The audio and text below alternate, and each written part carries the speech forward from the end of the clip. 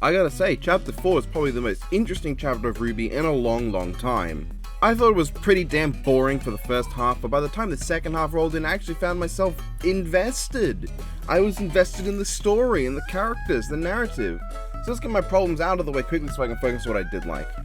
Again, like the last 3 episodes, over animation. There's a lot of that in this episode, and none of it for the Cheshire cat, you know, where it fit. There's plenty of RWBY suddenly Nora moving all over the place in the early half of the episode, and I still don't like it, but I won't focus as much on that as I did the last few reviews. This episode has a really boring first half to it. RWBY talks to the cat, and then throws her scroll at it, and then walks some more, and they come across a mushroom with some leaves in front of it. And unlike Volume 4, where the walking was accompanied by the fun dynamic that Ren, Nora, and John have together, alongside RWBY being added into it to add extra chemistry, this was just the cat. And while the cat is interesting to me in terms of what they could do with the character, what they've done so far is anything but. That is really my major problem with the episode though. Other than that, I quite like this one. First off, I want to say I noticed the wording at the start of the episode there. The Cheshire Cat talks about how they won't get to the tree. The tree goes to it, unless you're the Cheshire Cat, of course. You see? And then Yang argues against that. No, I don't see. And the cat says, it's all a matter of perspective. I really hope this is actually just really good foreshadowing for the nature of the tree as something related to, like, actual perspective. After all, when RWBY and Weiss tried heading towards it, from our perspective, they kept showing up at the other side of the screen. Those scenes only work as a matter of perspective. If so, then that's pretty good writing, and again, I'm interested to see how it'll go. I can't believe I'm saying this after how boring the last 4 volumes of RWBY were, but wow, this volume is making usage of the 2-year wait. The tree goes to you unless you're me, you see, not even a little bit. Well, that's your problem, it's a matter of perspective, I'm afraid. It's not the most subtle thing, but by RWBY standards, it's amazing, and even by general standards, it's not bad at all. Of course, after that it goes back to lane, with Yang's got him roasted being kind of lacking in self-awareness, given how bad a lot of the show's dialogue is, and the cat roasting RWBY's own writing leaves me kind of confused. I'm neither positive nor negative to it. I will say that the cat not knowing what a scroll is does have me curious. Pun intended. You see, this would imply Alex didn't have a scroll when she first met the Cheshire Cat. On one hand, you could definitely argue maybe she just lost hers or she chose not to show it to them, but more likely means that the events of that story took place prior to the invention of scrolls. Curious, because if we remember, scrolls were one of the main methods of using the cross-continental transit system, which according to Weiss was a gift from Atlas to the world after the events of the Great War. The implication being that it was in place very quickly after the Great War ended and not a lot of time passed. As if it did, then it would be a weird gift for them if it happened like a decade after. Knowing Atlas, it's more likely that the CTT was already in place in Atlas and they just shared it with the other kingdoms after. Scrolls are likely of a similar age, meaning around 80 or maybe 70 years if we want to go there have passed since Alex entered the Ever After. To me, things don't exactly look like 80 years have passed, though I can understand the very sensible argument of, well, we don't know how things age here, basically nothing is human. Who's to say that the raccoon that looks in their 80s wasn't selling things at the age of 0? This is a fantasy world, they're literally selling shit to a bunch of inanimate object people. Same with the prince, who's to say that he couldn't have become the prince 80 years after he was king? We don't know what happened. At least I'm assuming, because the herbalist says this is how a king becomes a prince, so I'm pretty sure that's referencing the Red Prince and Red King, and that it means the Red King became the prince.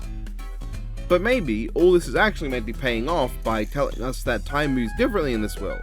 80 years passed up there, but down here maybe only 20 years passed. It would be a convenient way to have minimal consequences for this sidetracking of the plot if they showed back up like a few minutes. Actually no, I'm realizing it wouldn't be that way, because if they were away for like 2 days in my hypothetical, then 8 days would have passed in the real world above, so no, never mind, maybe this would be a way to have more consequences for their actions, because more time has passed up there. At least I kind of hope that it's intentional, that this is how, the whole writing for that was intentional to lead to this, and not just them bungling their own timeline again. Anyway, enough of that detour. After the midway point we get the herbalist, and honestly I just really like this character. I thought his voice was cool, oh that explains it, and I just like bugs. I think bugs are cool, and the herbalist is a big blue bug guy. I like the interactions he has with the team as well.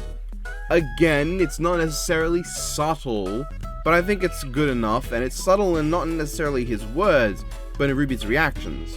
To a point, this is a world that explicitly lacks subtlety, and the herbalist is playing into what we know about the world, that everyone is named for their purpose, and into the lack of the world's overall subtlety to ask questions that Team RWBY need to hear. What are they? Huntresses? But what's that? The subtle part is not the question, but that RWBY doesn't answer this, or that she does, but her answer is not good. Despite geeking out about Huntress in the first episode, she can't answer what a Huntress is, and then Blake answers that, and the follow-up question is, are they good at it? And RWBY can't answer again. I like that. Then the herbalist shoots dust on them, no, not RWBY dust, like other dust, and it makes everyone see visions of themselves. To me, these visions are saying things that Team RWBY have at one point thought. Things that they considered. They represent Team RWBY's own doubts. Weiss has wanted to just throw away her name, escape it all. Blake has considered not being a bridge. Yang wished that she had her arm back. But the girls fight against it. And yeah, it's kind of corny, it's definitely corny, though ending it with Weiss is a good idea, because to me, Yang and Blake do not feel like they've earned this moment over the course of RWBY. Yang kind of just got over her losing her arm almost immediately, and then had a bunch of very small moments that are completely inconsequential. And Blake's problems with being a bridge kind of weren't developed at all. I definitely think Weiss, though, has had that development, and her ending with it really fits. And the whole, she won't let her name define her because she's the one that defines her name, was a really good line, I won't lie.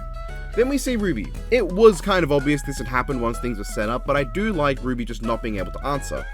And I know that it's only my interpretation of what these visions are right now. Maybe they're explained later, or maybe there's something obvious that I'm not seeing at 2 AM in the morning. Why am I watching RWBY at 2 AM in the morning?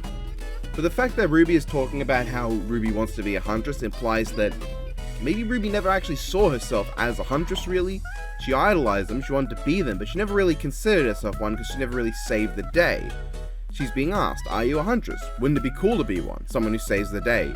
If these visions have cohesion, and thus they all mean the same thing because it's the same dust being brought on all of them, then I think my interpretation probably makes the most sense, because if we were to assume that actually she's just taunting RWBY by making fun of her for like not being what she wanted to be, then it doesn't really make sense the others, because it doesn't really feel right, because then it would imply that Weiss's vision is taunting her by oh, you're not what you want to be, and what you want to be is nothing. That doesn't really work for Weiss. Anyway, I think my interpretation works, but I don't know. I'm a stubborn fucker, maybe. You guys tell me what you think.